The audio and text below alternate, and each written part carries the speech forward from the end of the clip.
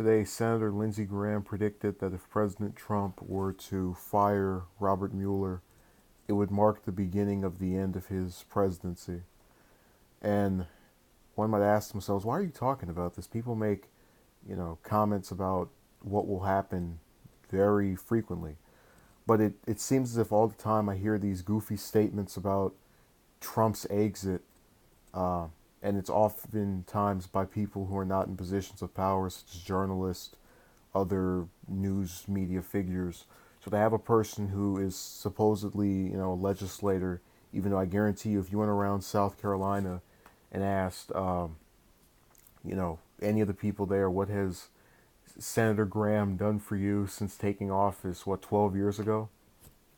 No one would be able to tell you anything at all, um, other than he ran for president.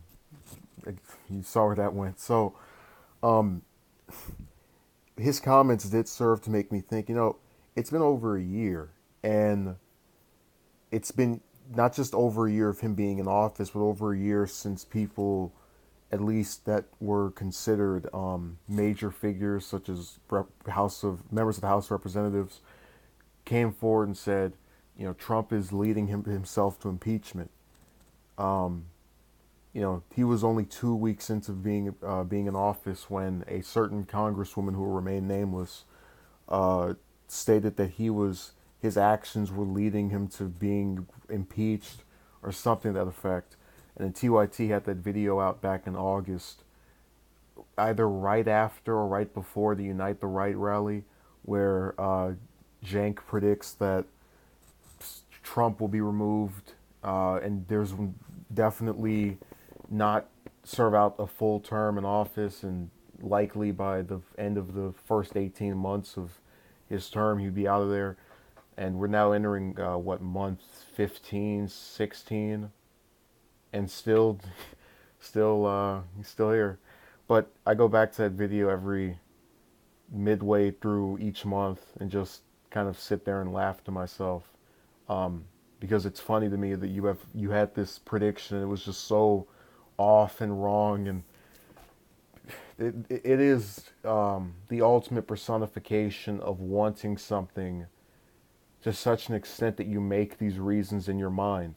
Yes, there are probably unethical things done by either Trump or members of his cabinet or various people in power. We know that based off of what we've seen happen with various officials. Let's not forget what happened with Price, who was uh, gone after by all those expensive trips he was going on. Nonetheless, you have to understand, when you're talking about national figures, there is such a thing as being able to get away with the law when you're on that level.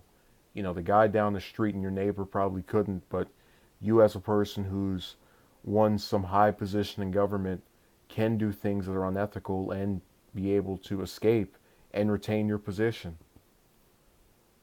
Let's not forget the days of Jesse Jackson Jr., who proceeded to take campaign contributions and sully it on Michael Jackson memorabilia.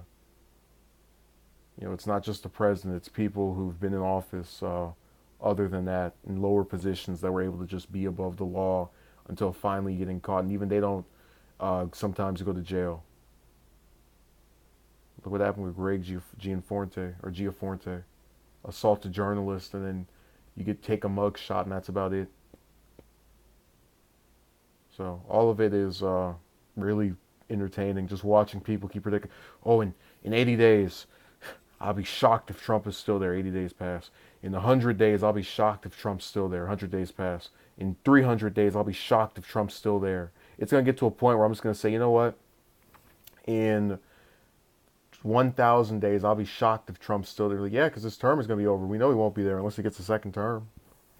Which, them doing this is making people more defiant.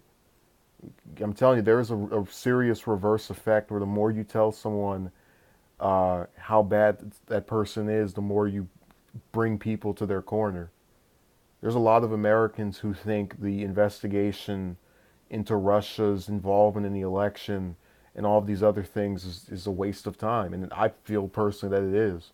And I'm saying that as someone who really, is not a Trump fan or a Hillary fan or any of the other, just either of those major party candidates. I wasn't a fan of either of them, but to suggest that we're going to go back and spend an entire year trying to think about this and figure it out is just a waste of time.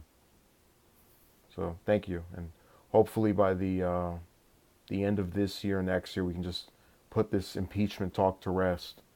Although I doubt it because people will just hope and hope and hope. I don't know why they can't just let him serve the term, do this the way a proper democracy does, and stop trying to get rid of everyone you don't like.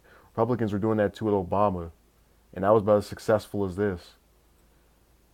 I mean, you have to stop and think to yourself. They've been trying to do this with every president since after Clinton. They saw it.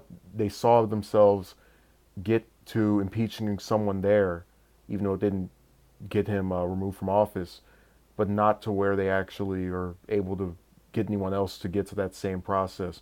So that reinvigorated the idea of pulling that out, unfortunately. So that's another legacy of the Clinton era. Thank you.